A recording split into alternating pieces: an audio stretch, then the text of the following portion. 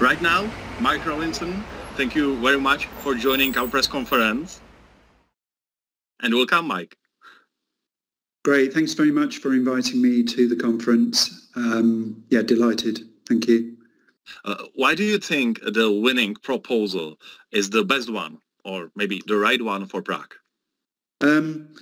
I think what was really good was this was a unanimous decision in one level, but I think that's because it came across as being very thorough, very detailed, very thoughtful, and very considered.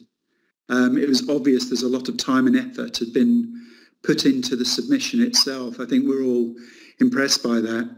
I think beyond that, the range and form of the products, what they looked like, was very clean, very pared back, simple if you like, but quite understated. And in therein it would sit comfortably with Prague, but not competing with the city itself, which is, clearly amazing. So it could easily be absorbed and just feel, I think, right in the city itself without competing too much. I think other things, the graphics, the hierarchy of those graphics, use of colour, the typography, was all again very well considered. And there was clearly appropriate level of detailing to things like the mapping, and particularly in terms of the level of detail that conveys that this is a system to enable pedestrians to move around the city and engage with what the city has to offer. It's not to say there wasn't a need for further work and some refinement, but it could offer the potential to be a really highly functioning wayfinding system for Prague. We are talking about the legible wayfinding systems. How to make the system really legible? Is it difficult? It can be difficult. I think it's a matter of form. Sometimes form is over function, but I actually think function's really important. Mm-hmm. So it must be highly functional from a point of view of engaging with not just visitors, but residents as well. So it starts to solve people's diverse needs.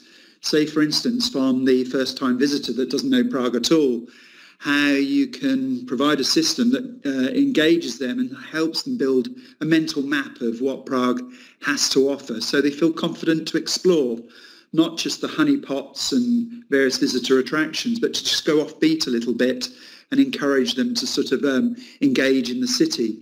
Through to, say, a resident who wants to get a tram, but it's to an unfamiliar part of the city.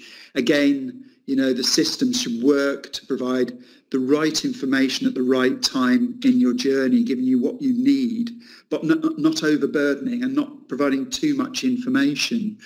I think beyond all that as well, in terms of legibility, it must really function to work ergonomically in terms of human factors, so information is provided at the right height, at the right distance to aid ease of reading for those that have mobility impairments, as well as those that are more able-bodied, for instance. I think all of that is part and parcel of creating a readable, legible system.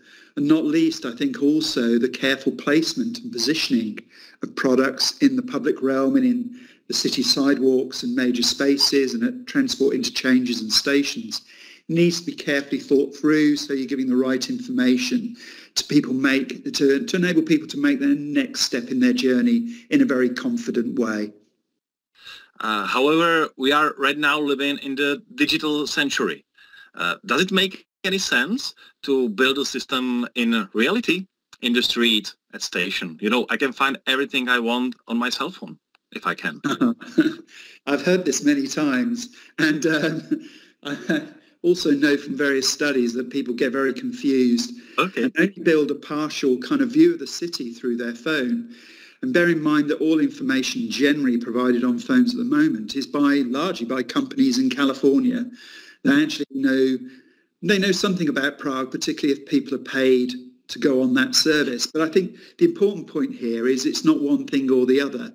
Ideally, and I think Prague has the opportunity to be a world leader in this if it can, do the next steps right, which is to consider digital media along with sign and print media, and to create an identity that works across digital as well as sign media. So from a user perspective, you're seeing the same system at any point of touch and at any place in your journey through any particular media.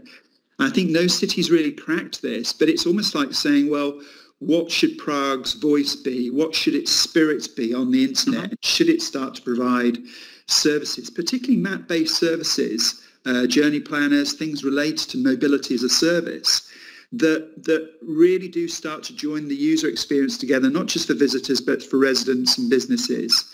So no matter where you are in the city, what transport system you're using, you've got some consistency to that journey and you're getting the right information at the right time for you. So all the media is important, digital as well as signs as well as digital. I got it. Mike Rawlinson, thank you very much for your time.